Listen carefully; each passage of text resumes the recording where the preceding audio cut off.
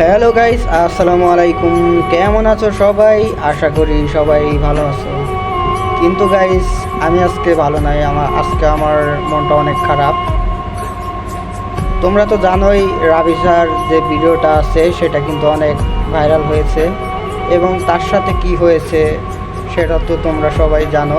কিন্তু রাবিসার কিন্তু এখনও কোনো বিচার হয়নি, সেটা নিয়েই একটু কথা বলবো।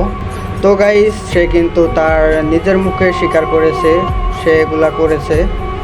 তবে গাইস, তারপরেও পুলিশ কেন তাকে এত সিকিউরিটি দিয়ে নিয়ে যাচ্ছে? আমার তো উচিত ছিল ওইখানেই ওকে ফায়ার করে গুলি করে মারা প্রয়োজন ছিল, কিন্তু বাট পুলিশ বাহিনী সেটা করেনি। তবে আমি এটা জানাইতে চাই যে আগামী 24 ঘন্টার মধ্যে তার বিচার যদি না হয়, তাহলে সকল প্রবাসীর দৃষ্টি আকর্ষণ করতেছি আগামী 24 ঘন্টার মধ্যে তার বিচার যদি না হয়, তাহলে রেমিটেন্স বন্ধ করা হোক। আমার মতামত তো আমি জানিয়েছি।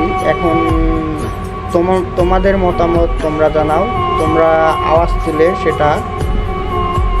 আর তার বাবা কি বলে সেটা একটু শুনে যাও, তারপরে আমি কিছু বলছি। আমি কিছুই চাই না, আমি বিচার আপনারা করতে পারবেন না। আপনাদের এই ধরনের কোনো রেকর্ড নাই, আপনারা পারবেন না। আমার মেয়েও ফিরে আসবে না।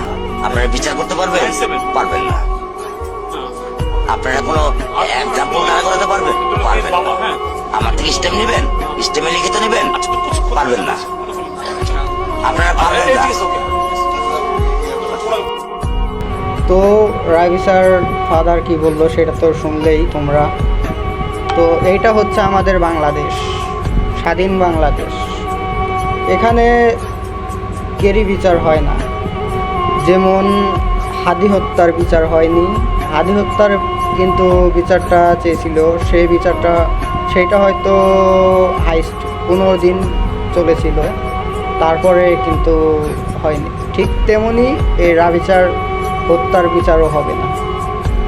এটাও হয়তো 1 মাস যাবে, তারপরে এটা আবার ধামাচাপা দিয়ে দেবে, এটারও বিচার হবে না। তো তোমরা সবাই আওয়াজ তোলো এবং এটার কঠোরতম শাস্তি হোক, এটা আমরা চাই। আর যদি 24 ঘন্টার মধ্যে যদি না করতে পারে, তাহলে সকল প্রবাসীরা রেমিটেন্স বন্ধ করে দেওয়া হবে। তাদেরকে আমি জানাই আমার মতামত, আমি তো জানিয়ে দিলাম। এখন তোমাদের মতামত তোমরা জানাবা। তো ভালো থাকবে, সুস্থ থাকবে। আল্লাহ হাফেজ।